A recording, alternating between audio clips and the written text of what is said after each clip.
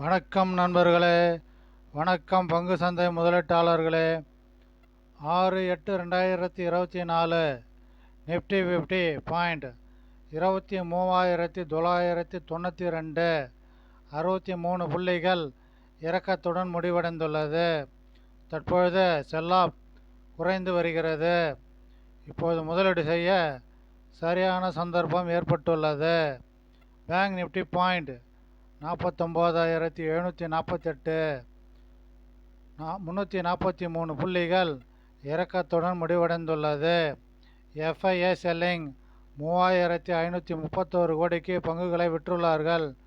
DII buying 3,357 கோடிக்கு DII பங்குகளை வாங்கியுள்ளார்கள். FII selling குறைந்துள்ளது.